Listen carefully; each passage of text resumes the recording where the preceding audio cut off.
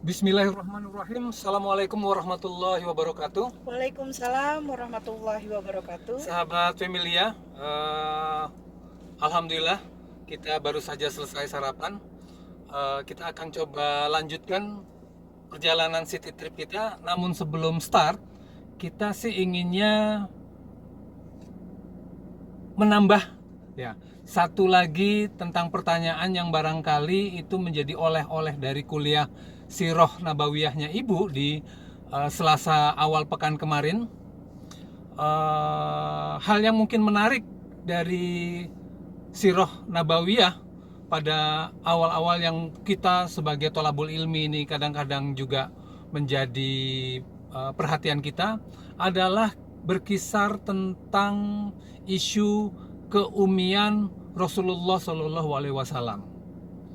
Nah, ini nanti akan coba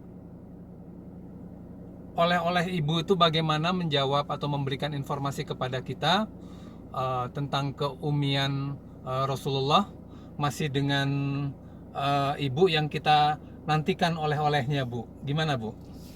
Baik ayah, kita akan lanjut. Tadi sempat terpotong karena kita akan sarapan ya. Ada isu yang menarik juga tentang keumian Rasulullah. Apakah Rasulullah itu umi sampai beliau wafat? Sebelum menjawab itu tentu kita menjawab pertanyaan ayah tadi. Sambil sarapan ayah bertanya, apa sih sebetulnya definisi keumian itu? Kondisi umi Rasulullah adalah kondisi di mana Rasulullah tidak bisa membaca dan menulis.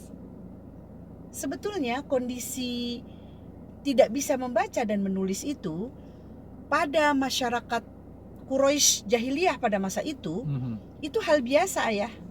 Hal biasa, karena membaca dan menulis belum menjadi kebutuhan, tidak menjadi prioritas, tidak menjadi perhatian, tidak menjadi tuntutan juga.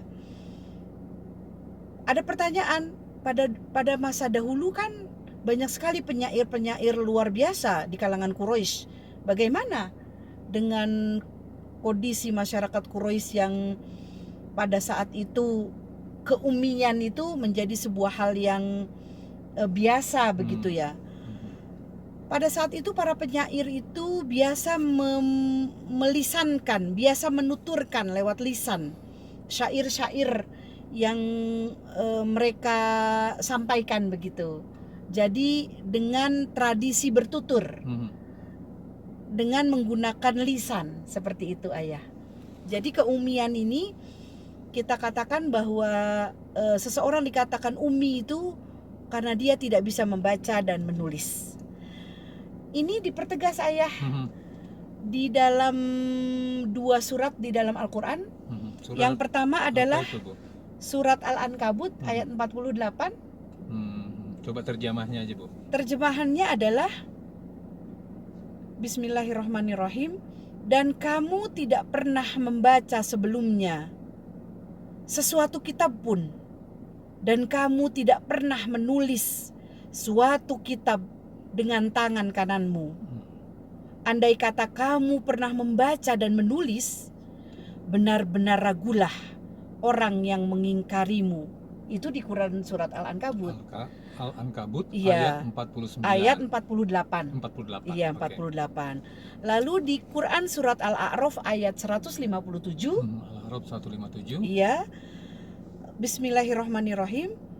Yaitu orang-orang yang mengikuti Rasul, Nabi yang ummi, yang namanya mereka didapati tertulis di dalam Taurat dan Injil yang ada di sisi mereka. Jadi ini tertulis jelas, Nabi yang ummi. Dari dua ayat ini, maka kita diinformasikan oleh Al-Quran bahwa Rasulullah itu dalam keadaan ummi. Cuma masalahnya kemudian ada pertanyaan, apakah beliau Shallallahu Alaihi Wasallam itu ummi sampai beliau wafat? Seperti itu ayah. Iya. Kenapa ada pertanyaan itu? Karena beberapa menyodorkan fakta-fakta. Fakta yang pertama adalah bagaimana Rasulullah dikatakan ummi sedangkan beliau pernah menulis surat pada Raja Habasyah, raja-raja di Habasyah. Kemudian bagaimana beliau dikatakan ummi, tidak bisa membaca dan menulis, padahal pada kisah perjanjian Hudaybiyah ada kalimat yang beliau kemudian dikoreksi. Perjanjiannya adalah kalimatnya adalah dalam perjanjian Hudaybiyah itu adalah menyebutkan Muhammad Rasulullah menjadi Muhammad bin Abdullah. Seperti itu. Gitu ya. Kemudian ada juga fakta yang mengatakan bahwa Rasulullah, bagaimana Rasulullah dikatakan ummi sedangkan Rasulullah pernah membaca lembaran Uyainiyah bin Hisn serta menjelaskan maknanya. Begitu ayah. Iya. Tetapi sebetulnya ayah, fakta-fakta sejarah yang tadi disodorkan, kalau kita teliti lebih lanjut peristiwanya, periwayatannya, tidak ada satupun menuliskan di dalam riwayat itu bahwa Rasulullah menulis langsung. Jadi tidak ada riwayat sahih yang menyatakan itu. Tidak ada riwayat bahwa beliau itu menuliskan secara langsung. Tetapi dikatakan bahwa ada perjanjian Hudaybiyah, Muhammad Rasulullah menjadi Muhammad bin Abdullah, seperti itu. Atau Rasulullah membacakan, Rasulullah membaca lembaran. Apakah Rasulullah langsung membaca dari lembaran itu? Tidak ada riwayat yang riwayat sahih yang menyatakan hal itu. Sehingga itu menjadi lemah. Itu menjadi lemah. Bahwa fakta-fakta itu sebetulnya mudah saja kita jelaskan. Bahwa Rasulullah itu seorang yang ummi, tidak bisa membaca dan menulis. Ketika menulis surat pada Raja Habasyah, tentu Rasulullah memiliki para sahabat yang menjadi drafter, yang menjadi pencatat, yang menuliskan perintah Rasulullah yang dilisankan, kemudian dituliskan oleh para sahabat. Lalu dalam perjanjian Hudaybiyah kita tahu bahwa Ali bin Abi Thalib lah yang kemudian menuliskannya. Seperti itu. Jadi gugur bahwa Rasulullah itu keumiannya itu berbatas begitu. Ketika dia lahir, kemudian ketika wahyu itu turun beliau dalam keadaan ummi, untuk selanjutnya beliau lalu bisa membaca menulis, itu batal. Karena pertama dengan dua ayat yang tegas tadi, bahwa ayat Al-Quran tadi itu tidak ada berbatas waktu. Artinya bahwa Rasulullah dalam kondisi ummi tidak bisa membaca dan menulis sampai dengan wafatnya. Nah, seperti itu ayah. Ya, alhamdulillah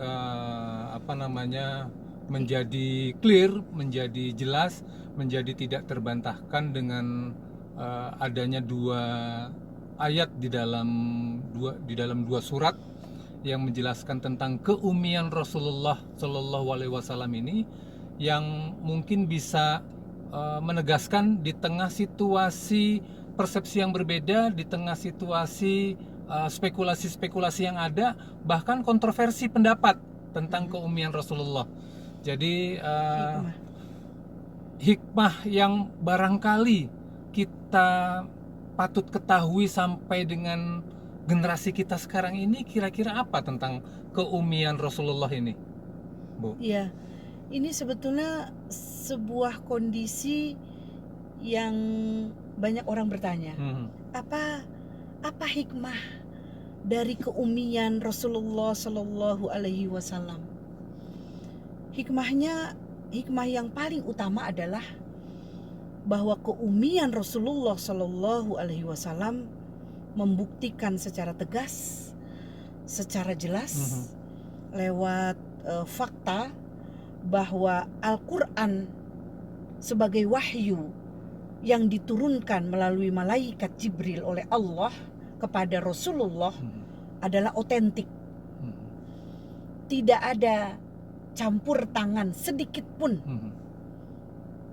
dari sang pembawa risalah, Hmm. yaitu Muhammad Shallallahu Alaihi Wasallam. Apalagi, Bagaimana? Apalagi dilakukan oleh orang di luar Rasulullah. Hmm. Al-Quran itu sendiri wahyu Allah, dan itu tidak bisa dikatakan, tidak bisa kemudian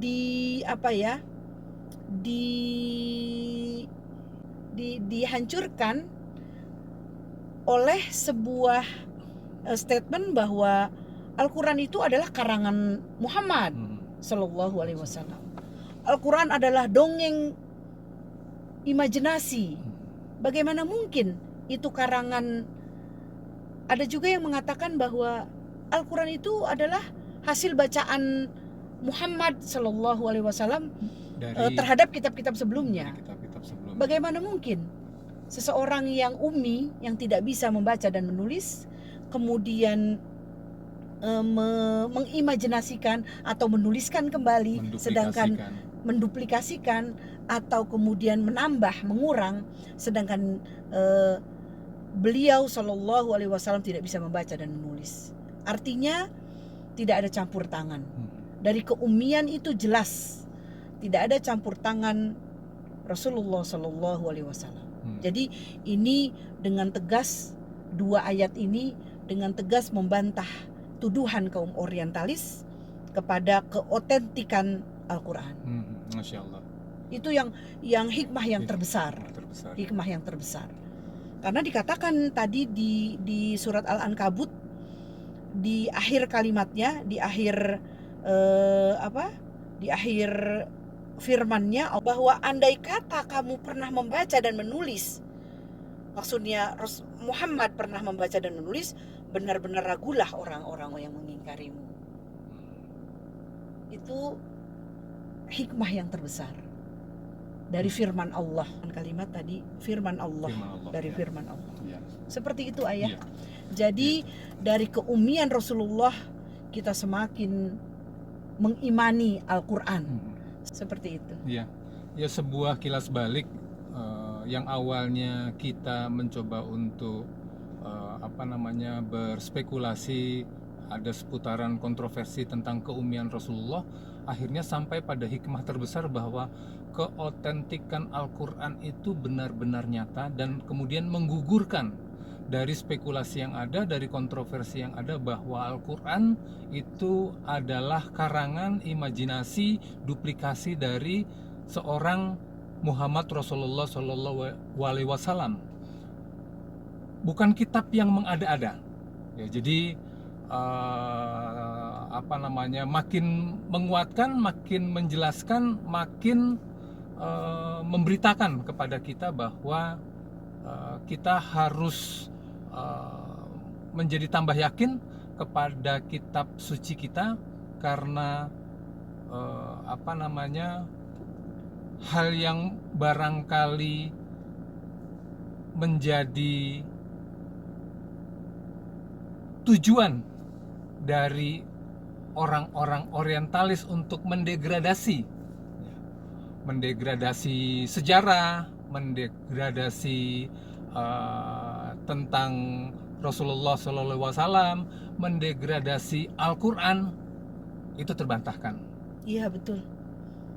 Alhamdulillahirabbil alamin. Ya, mudah-mudahan kita bangga dengan Al-Quran, kita belajar lagi dengan Al-Quran, dan kita amalkan isi-isi dari Al-Quran. Dan dua firman Allah di dalam Quran surat Al-Ankabut dan Al-A'raf, Al-Ankabut ayat 48 dan Al-A'raf ayat 157 cukup menjadi pedoman buat kita. Iya. Alhamdulillah, terima kasih Ibu, oleh-olehnya cukup mencerahkan, informatif, menjelaskan, menguatkan ya kita semua. Ada hal lain lagi? Sudah ayah, sudah cukup. jelas? Oke, ya. Dua oleh-oleh tadi. Alhamdulillah ya Allah ya Robbi, mudah-mudahan Ibu senantiasa terus istiqomah dalam hal belajar dan mengoleh-olehi kita terus ya dengan informasi-informasi yang ya sedikit tapi men-trigger kita semua untuk semangat dalam hal thalabul ilmi. Ya, terima kasih Ibu. sahabat-sahabat Familia yang berbahagia. Mohon Kit- maaf jika ada kata-kata. Ya, mohon maaf apabila ada kata-kata yang ada hal yang kurang berkenan, tidak nyaman. Terima kasih atas perhatiannya. Kita akan coba lanjutkan perjalanan kita.